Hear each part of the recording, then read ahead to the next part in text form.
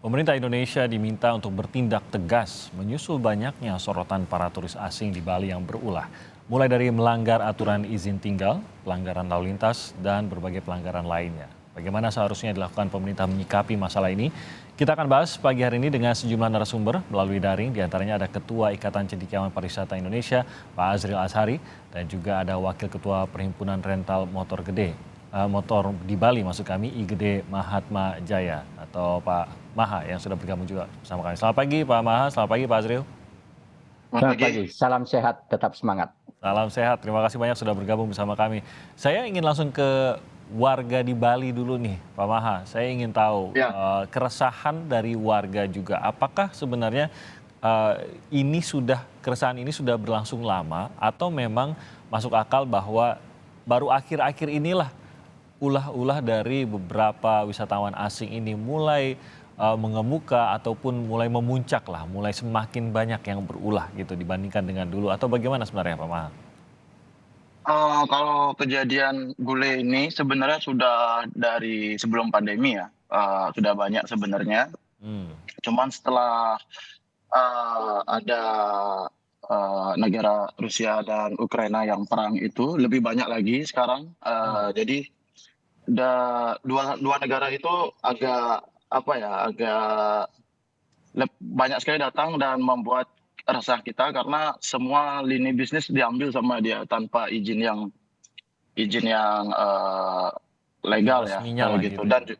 Hmm, dan juga banyak dari kedua negara ini tidak mematuhi aturan-aturan berlalu lintas juga, oke.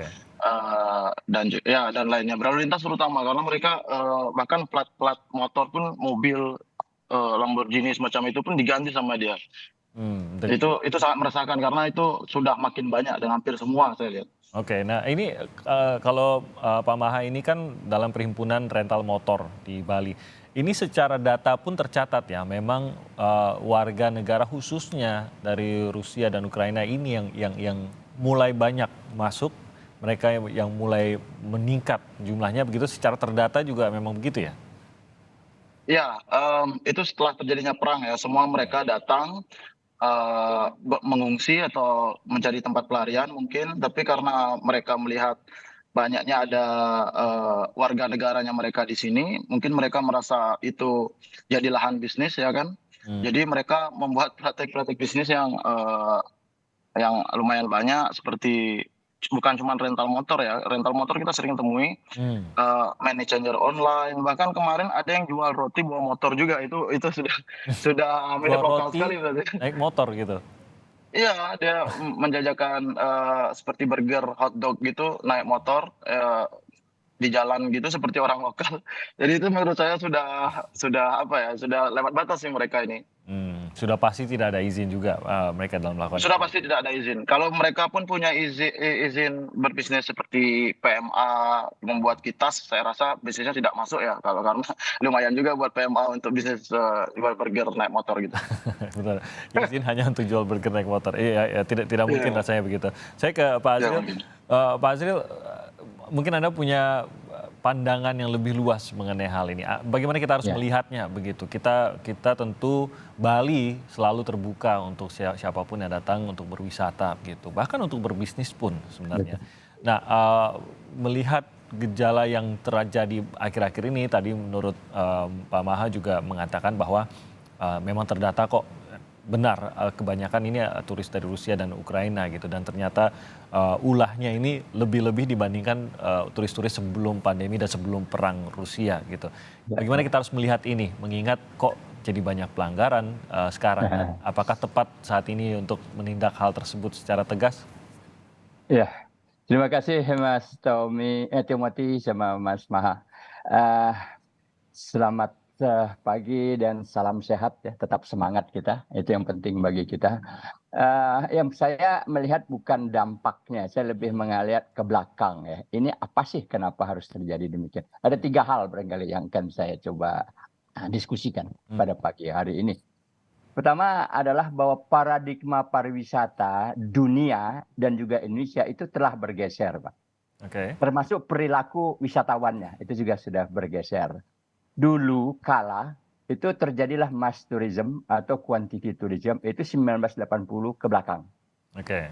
80 sampai dengan 2000 itu alternatif tourism, 2000 sampai 2020 itu alternatif, kemudian quality tourism 2020. Adanya pandemik itu menjadi customized tourism.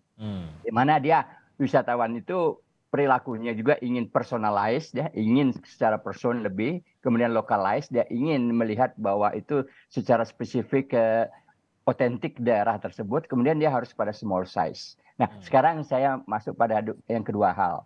Yang pertama, yang kedua. Yaitu hal ini terjadi karena kita harus melihat bahwa from volume itu harus berganti kepada to values. Artinya kita jangan semata mengejar pada jumlah wisatawan saja. Ini kebijakan pemerintah.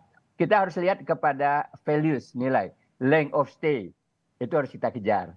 Biar dia nggak banyak, tetapi dia lebih lama di kita. Kemudian spend of money-nya. Nah, bukan dia kerja di kita, tapi spend money dia. Nah, inilah yang barangkali yang tadi from volume to values. Yang kedua adalah terjadinya kebijakan kita yaitu bebas atau kemudahan visa. Adanya bebas visa, kemudian visa on arrival, VOA, kemudian visa on flight juga ada.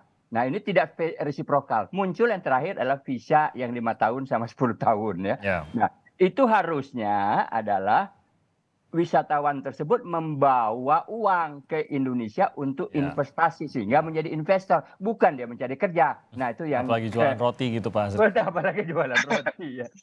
Nah, kemudian yang ketiga adalah kelemahan kita. Ini saya langsung aja kepada kelemahan kebijakan kita adalah kurangnya kita memahami adanya mitigasi. Setiap destinasi atau setiap kegiatan itu wajib stakeholders itu membuat suatu namanya harus mampu yang melakukan identifikasi dan mitigasi keadaan darurat dan bencana. Jadi bukan hanya bencana juga dan darurat. Nah, ini sudah darurat nih, udah lampu kuning, sebentar lagi merah yang terjadi di areanya. Dan satu lagi harus punya rencana keadaan darurat tadi. Nah, kita apa sudah punya atau tidak? Janganlah kita itu lebih kepada kuratif, baru kita ke preventif. Lebih bagus kita preventif, baru kita kuratif. Nah, disinilah dampaknya. Jadi kalau kita lihat tadi masalah sosial muncul. Kemudian banyak waktu di Canggu ya kalau nggak salah itu yang hingar-bingar sampai pagi hari. Dari masalah sosial muncullah masalah ilegal bisnis usaha. Tadi usaha-usaha yang rental ya. Bahkan juga sewa villa itu juga sudah terjadi. Ya, ini jadi masalah. Bahkan pencurian juga sudah ada. Nah, ini masuk kepada tindak pidana dan kriminalitasnya yang muncul. Ini kan pengalaman kita sudah ada sejak dulu. Inilah yang kita sebut dengan backpacker. Jumlah tadi kaitannya dengan backpacker tadi, yaitu orang yang medium ke bawah tadi, yang dia dengan uang secukupnya saja, seadanya dia datang ke Indonesia untuk berleisure dan bahkan kalau perlu ya cari uang di Indonesia. Nah, kebijakan ini barangkali Mas Timothy kita harus pemerintah mengevaluasi lagi yang saya sebut tadi, masalah kemudahan visa ini. Kita tuh tidak lagi kepada mass tourism, tetapi quality tourism. Jadi lebih kepada length of stay, spend money, dan satu lagi adalah berapa banyak kontribusi sektor pariwisata terhadap PDB. Bukan jumlahnya, tetapi berapa persen. Kita masih sekitar 5%, Pak. Di bawah masih. Seharusnya bagaimana sektor kita mau sektor yang unggulan nantinya. Terima kasih. Oke, makasih Pak Azril. Nah, saya kembali lagi ke Pak Maha. Anda sendiri apakah menemui secara langsung, kan ini kan sebagai wakil ketua Perhimpunan Rental Motor di Bali, berinteraksi langsung juga dengan para wisatawan asing ini. Mungkin Pak Maha Anda memiliki usaha-usaha lain juga yang dijalankan di Bali. Apakah ada pengalaman tidak mengenakan juga kah dengan warga negara asing ini? Lumayan banyak ya. Salah satunya banyak salah satunya ini di rental motor ya di bisnis saya ini.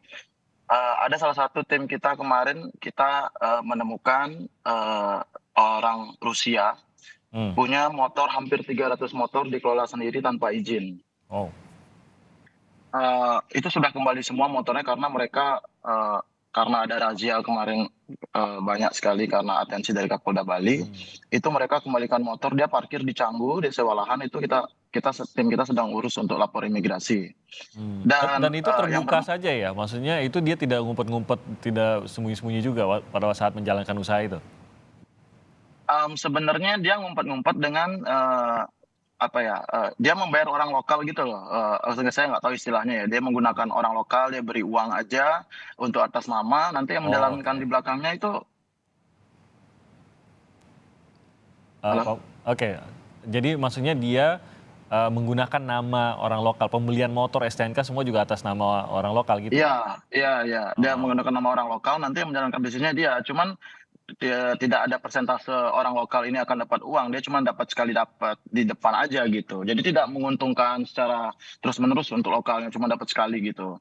oke. Itu Terus sudah dilaporkan.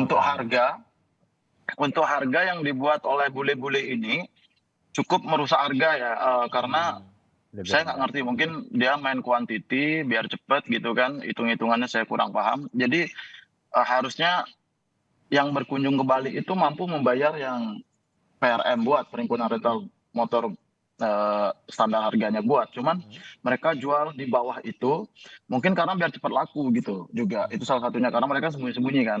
Dan mereka tidak punya toko offline, dia punyanya online. Jadi hmm. Rusia dan Ukraina biasanya menggunakan Telegram untuk berbisnis.